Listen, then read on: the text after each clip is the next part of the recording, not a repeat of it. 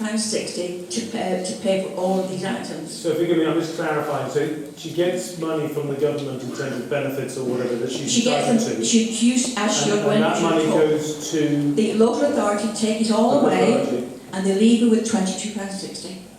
To spend on everything else. All of these things she has to provide. And it isn't just my daughter, it applies to every single person in Wokingham and Bracknell, or Finchampstead and Bracknell, who lives in a residential home. In other words, you've got a home, and what can you do? So the problem is that what she's spending the money on isn't what they think they're giving the money to her for. This is what they say she has got to buy. So if I recall, the minister said... The minister said it is not that, yeah. So I went back to Wokingham and got silence. So what I need to do is write to the council and say, why is it that you're being... so much is being deducted from it? I did that, and Wokingham says what the government recommend. So it's going around in circles? Absolutely. Okay. Yeah. All right. Forgive me. For 2 years. No. Email me. What's your name? Jean White. Jean White. Yeah. If you email my office, I will then write to the... Paul Burstow it is, sorry. Yeah, I will write to Liberal Democrat Paul Burstow, just to get the party committee. Lovely. Please do, yeah. And I will clarify that what the direction from central government is once again. And if it is this, then I will raise it more publicly. Yeah, because she's young, she's got to... No, I mean, listening to what you've just said, I can't defend it, so I don't seek to. But I want to make sure... It's correct. Okay. It's correct. Okay. Fine, thank you very much. Gentleman right at the back.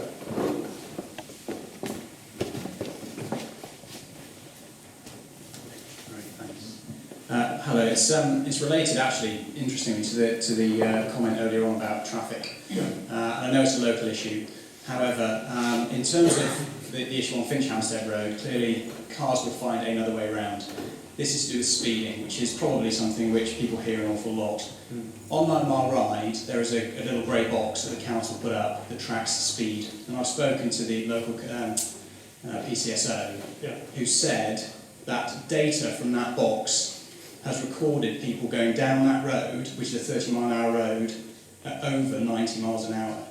So the point is, this happens a lot.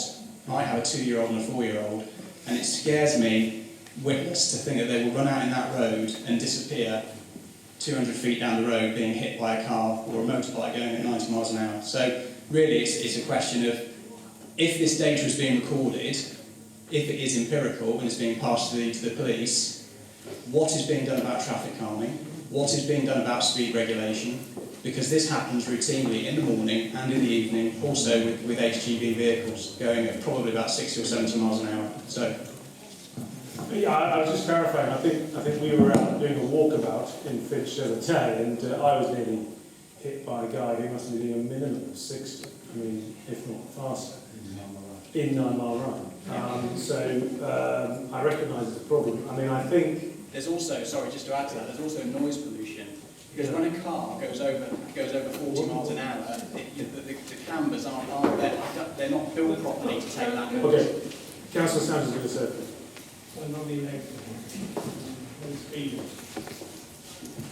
Thank you. I think since I've been a councillor for 10 years, speeding on 9 Mile Ride and Sandhurst Road and Finchampstead Road has been a real issue. We have done an enormous amount of work with the police in putting in signs. We've done a lot of work on speed traps. We do get the police out there quite a lot. Much of the discomfort of some people, I'm pleased to say. We keep that pressure on. We have a monthly meeting with the police. We review speeding in Finchampstead every month. And believe it or believe it not, and I absolutely agree with the person who said they have cars going down there very fast. I spend a lot of time up and down 9 Mile Ride, canvassing, knocking on doors, and I've seen it for myself. I've seen my own activists in danger. We will keep the pressure on the police. Thank you very, very much. You actually give me more strength to go back to that. I think Simon and I will both serve on the neighbourhood action. We'll find this really, really useful. We'll keep on the campaign. Okay. Just supporting you, I think during the daytime, the measures work that you've got in place. The problem comes around about 10 o'clock at night, And first thing in the morning. I understand that. Lady in the front. Sorry, we came up to actually talk about broadband, but in support of what's being discussed, we also live on 9 Mile Ride. And the other thing I would like to understand what we may be doing something about is the amount of heavy goods vehicles that are using that road as a bypass for the other congested traffic. And also the speeding that happens various times during the day is also significantly increased at the weekends when you have a number of boy racers or girl racers with souped up cars that are flying up and down the road.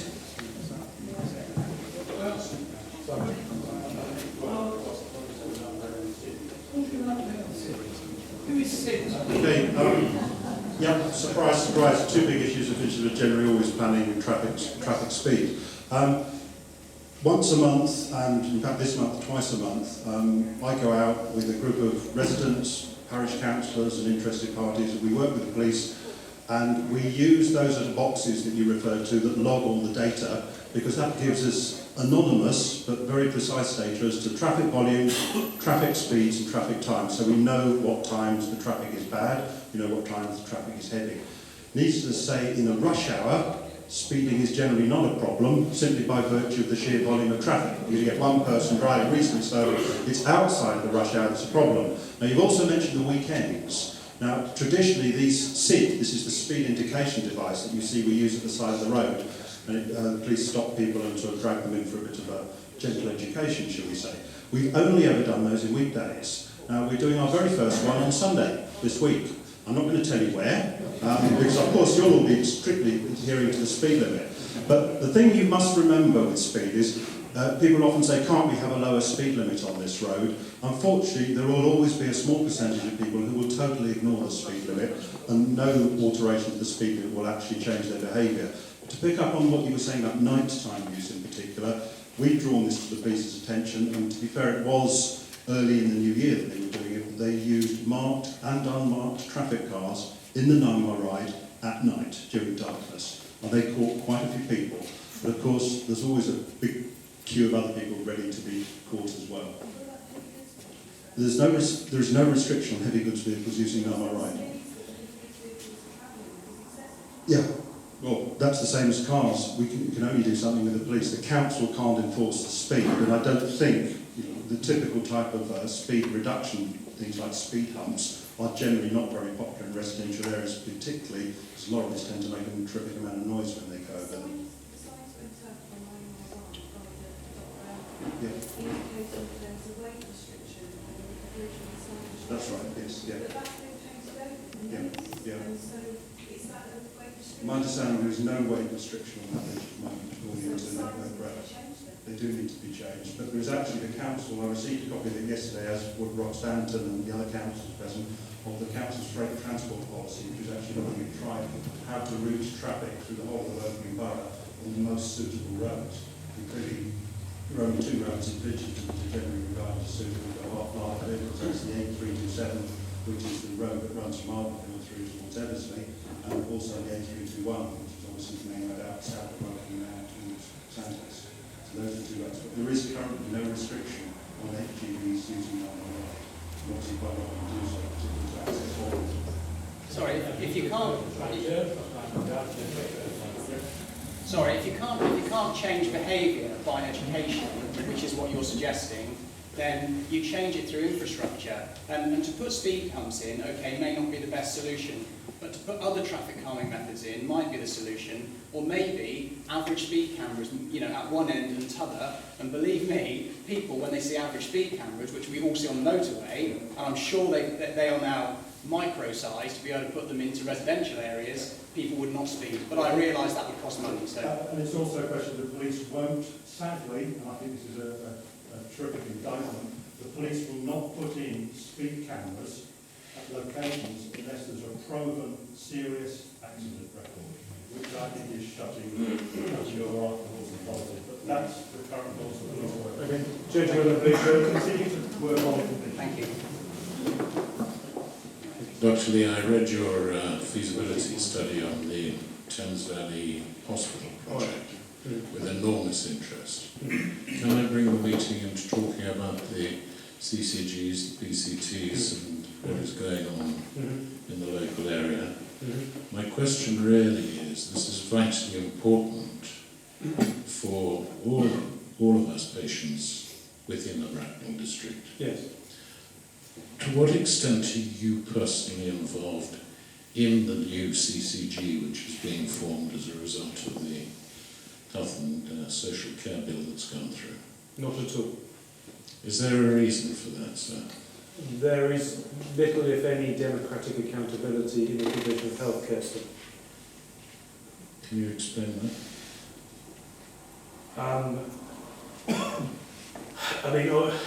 As I just described it, it was only when I started kicking off a bit that I started to receive the heads up of any announcement on the provision of healthcare changing in my constituency. I used to find out about it from BBC Radio Berkshire. Historically, over time, essentially in 1948, you created a centralised, socialised healthcare system. It was very Soviet. It was sort of right controlled by Bevan at the centre. Before the war, you had hospitals that were like local sort of charities.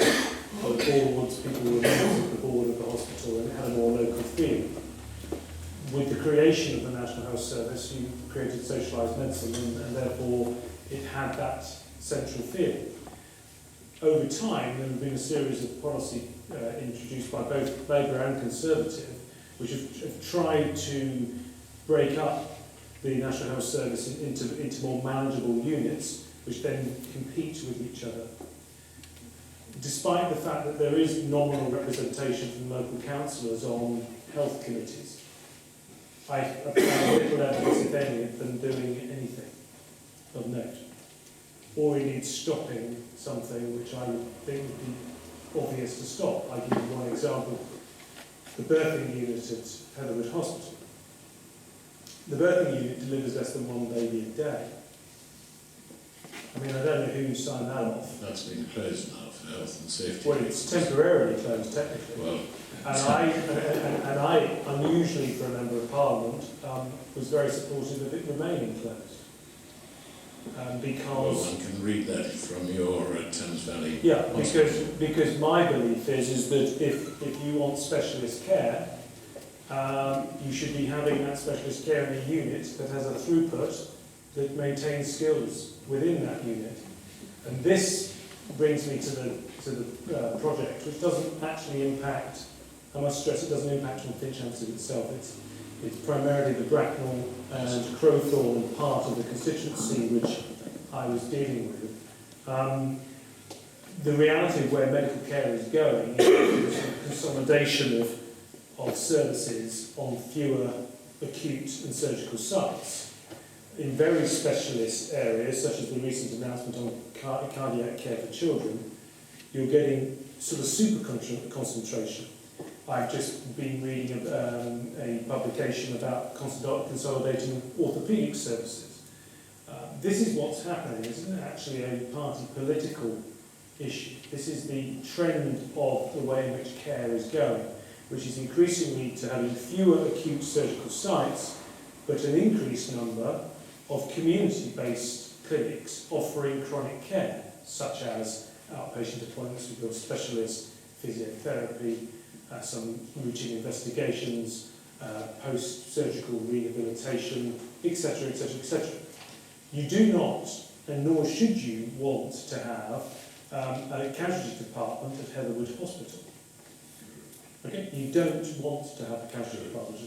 It is the idea that would be progress. I'm sorry, anyone who says that to you doesn't understand, fundamentally doesn't understand. If I have a heart attack, I don't want to go to Heatherwood Hospital. In fact, if I had a heart attack, I'd want to go to a 24-hour angio suite hospital. We don't have one. If I had a stroke, and I want to finish. If I had a stroke, I'd want to go to a 24-hour stroke unit. If I had a compound fracture of my leg, I'd want to go to a specialist orthopaedic unit like John Radcliffe or Stanley. If I had a brain hemorrhage, I'd want to go to a unit where there was a neurosurgical department. We don't have a neurosurgeon. The difficulty with this is in order to get these specialist hub hospitals, these big hospitals, and in this plan, the rest of you haven't read it, it's to serve about 700,000 people. This is a lot of people. It's more than Bracknell and Wokingham district. It's a big area.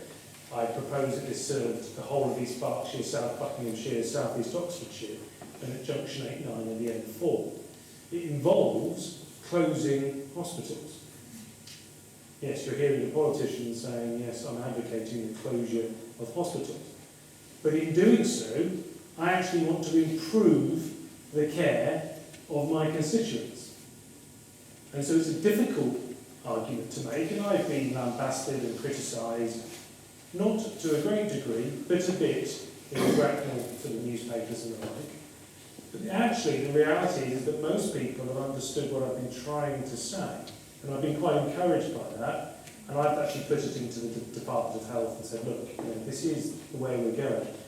And you will see, if you have friends in South London, 3 hospitals are consolidating to 2. If you have friends in Cambridgeshire, they're consolidating all of the services on Adam Brooks. And they're actually building a road, especially from the M11 to the hospital. This is the way it's going. So actually, it's in the best interest of everybody that we support this process. And I don't want to make it party political, I truly don't, because if we do, and if I go and stand there with my sign going, please, I'm defending the birthing unit at Hillwood, which incidentally was what I was advised to do by some activists in Bracknell. And I said no, because if I can get around to finding a woman who will marry me and have my children, she won't be giving birth in a birthing unit that delivers less than 1 baby a day. So if it's not good enough for me, why should it be good enough for you? So I'm trying. I haven't got a magic wand. I haven't got the funds. I cannot say I'm going to do this, because going back to your first point, there isn't any democratic accountability, which I think is a fundamental problem. I think the CCGs will drive a more local feel to your provision of care, which is why I was supportive of it. I had some issues around some of the bill. You have to sort of juggle which way should I go on this. Knowledge is a burden at Westminster, trust me. Ignorance is bliss. As explained by Mr. Bowles. Yeah. But I think CCGs will drive a more local feel to the care, so that's why I'm supportive of it. But the whole of the National Health Service, to close on this, the whole healthcare debate in an ageing society, particularly the baby boomers who are going to hit the health service quite literally in the 2020s, we've got to get real about this. We've got to be realistic about what we can provide. And I think the whole healthcare debate needs to perhaps mature a bit, raise the bar, and not be about my casualty department here, my birthing unit here, or whatever, and actually look at it in a broader sense and say, what is in the best interests of us as a country going forward? How can we have a health service that is both resilient and able to provide the very best care to everyone at their time of need? And I don't think we've got that at the moment. And I think we need to realise that, and I think we need to accept that, and I think we need to be more honest about it, and then hopefully we'll get a service that we can all rely upon when we need it. Well, I must say that the feasibility study for the Thames Valley Hospital is absolutely fantastic. And I'd recommend everybody who hasn't read it on your newsletter to do so. However, the timeline on a project like that It's long. Is 15 years. I know. And in the meantime, there are a lot of us who are more interested in the healthcare that we're going to have to receive over the next 3 or 4 years. Yeah, but this is the whole problem with government, is this sort of living in the now but planning for the future. And you will see this across the board. I understand what you're saying, I agree with you. Rather sadly, Deloitte came to the conclusion in 1989 that the Junction 8-9 hospital was the right decision, and they didn't do it because, guess what, it was thought a bit too expensive, we won't do that, it'll upset a few people, blah, blah, blah, blah. And so here we are, 23 years later. But, I go into politics to make a difference, to try and affect positive change. I'm not in there as some sort of ego trip.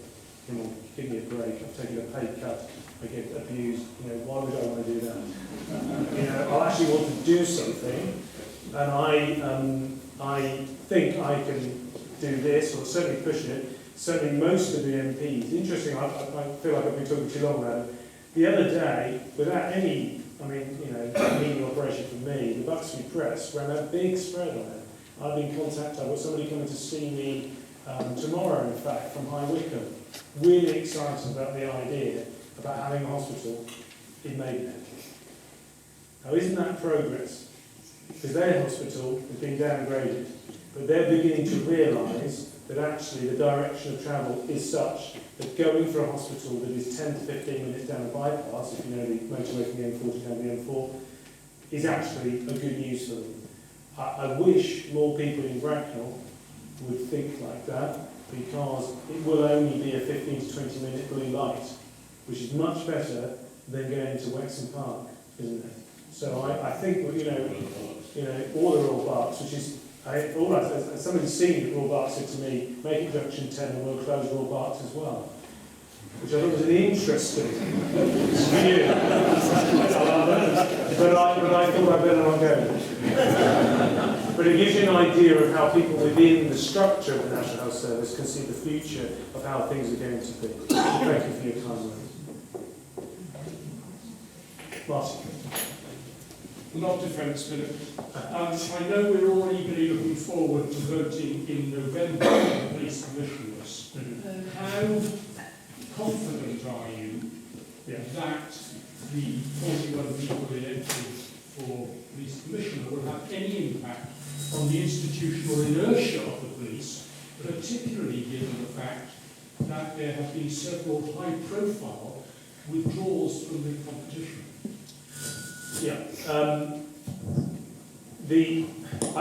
My position on the police commissioners is I can understand the concept of wanting one individual being democratically accountable to hold the police service to account. And I was broadly supportive of that. With regards to the timing of the vote, I will get party political here. That was the other guys. The reason it's in November was because the Liberals played silly buggers around it, basically, and wouldn't have it at the same time as other elections, I'm told, because of the impact that had on the supposed result of the AD referendum. So it was all party politics as to why it ended up at the most inopportune moment in November, but that's where it is. I think that the way in which it's gone with candidates, I'll be honest, I think we would have wanted more people applying to do it. And I think next time around, I think that will be the case. It is a significant change, and I'm not so sure the wider public understood how fundamentally important the role would be in effecting change in their policing in the area. Now, do I think it's going to... Yes, I do actually, because I think the first people into the job are actually going to be quite, enthusiastic and actually determined to prove that their job matters. So I am actually of the opinion that it will be. I will be watching it closely though, Martin, because my broader point about the police is that a lot has happened to the police in the last couple of years, with the Windsor report and pensions and now with the BCC. And I think we've got to wait and some time to bed down and see how it goes. The police, we all know have a difficult job on their hands. We're very fortunate that crime levels in this constituency actually are quite low, and that's throughout the entire constituency, but I want that to remain the case. So let's wait and see, Martin. But I'm hopeful that the people who Anthony Stansfield is a candidate for here, I hope he's very successful, because I want him to be returned and to be delivered to the PCC. So let's wait and see. Gentlemen. Thank you. I wonder if you could have a comment on the government proposal to change the definition of marriage. Apparently recently there were some secret emails between government that came to light about what children are going to be taught on this subject in schools, and this was very disturbing. I wonder if you could just tell us what's happening on that. Well, my view on this was very much, I didn't actually feel that strongly about it. It was my gut reaction to it. I then started to receive quite a significant amount of correspondence on gay marriage, probably up there sort of on the numbers I've received in correspondence really. And so as a result of that, I wrote to the Minister responsible in Featherstone just to clarify a few points. I think change like this evolves. I think it comes slowly, and I was not overly enthusiastic at pushing it. It's not that I'm against it, I just think it just needed time to be put forward. Now, reference what children are going to be taught, I've not heard of this, I've not heard of these emails. Again, I think one needs to tread carefully. Not because fundamentally I have a problem with gay marriage, because I do not. And indeed, I visited a church in Bracknell the other day, and the vicar was, I actually sort of was treading carefully when the discussion came, I think, presuming that he would be having issues, and he was so enthusiastic, I was really quite surprised. But I am just conscious that this type of this change, this social change, takes years to come through. And I think it's quite notable that the gay people I know were somewhat like, we're not really bothered. It was a bit sort of a reaction of, why are you doing this? Not that don't do it, just surprised that you are. And so I expressed that view, and that's my position. Now, with regards to education, I don't know the issues, and forgive me, I'm not aware of plans. I would suggest that if there is some sort of direction to start teaching children a particular line, that there will be quite some resistance within the Conservative Party to that. And this is because it's incremental. I don't want to push something, not because I don't believe in it, just because I just recognise that some people have quite strong beliefs on this, and I think they need to be respected. So I know I don't feel like I've given you a straight answer, and I try to give straight answers. Write to me reference the education question, because I want to know myself. Gentleman here. Philip, I'd like to talk about housing benefit, if I might. Yeah. Sorry. I'd like to talk about housing benefit, if I may, under occupancy. We have an issue, I live on the council estate in Finchampstead, and what's occurring there is the housing benefit for people that are under-occupying. They will now, if they're under-occupying by one room, they're going to get charged 14%, and by two rooms, it's 25%. Well, if you're living in that hotel, some benefits, that's fair enough, and you might have to pay that. But if you go to the council and say to them, well, actually, I do want to move, and I want to move into a smaller place, then they come back and say, we haven't got any smaller places. Right. So then what happens is that you stay in your place, you get behind your rent, you get evicted, and then you're off the housing list. So can you give me the answers to that, please? Well, the answer to it is to have more housing available of a certain size.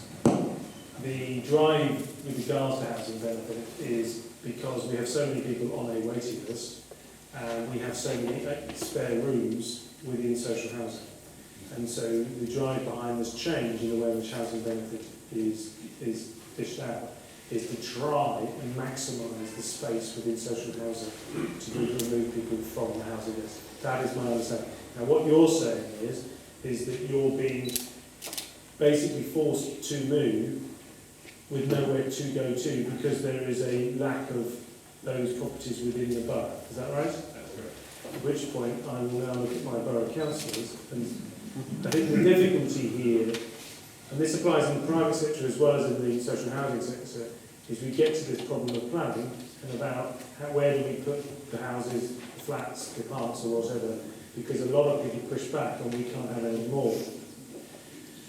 And then you also have this situation where people say, well, on the private side, so they will say things like, well, I can't afford to live around here, so why does someone in social housing get to live around in this part of the world?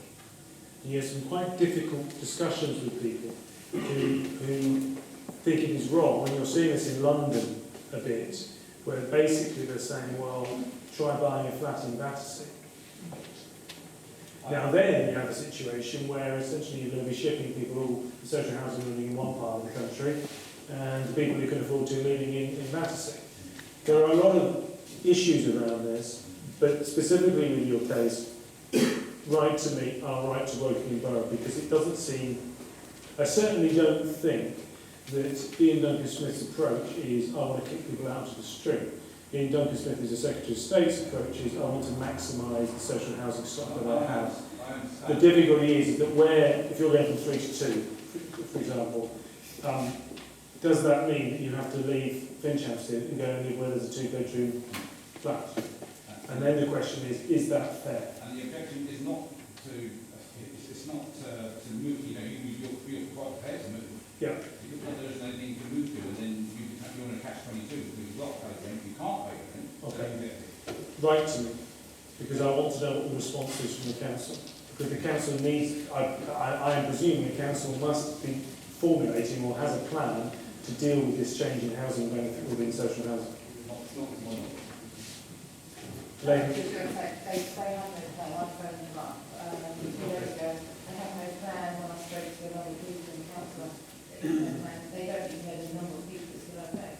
Right, okay, well, in which case, please write to me, because me writing to them will, I should have had them bring about.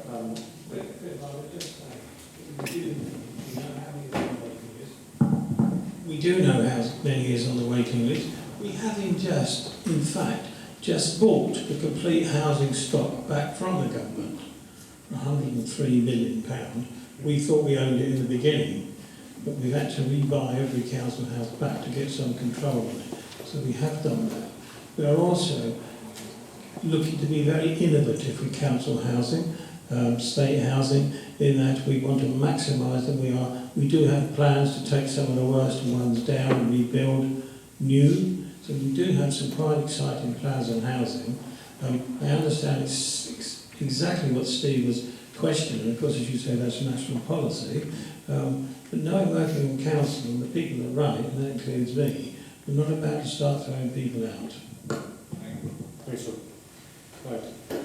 Gentleman at the back.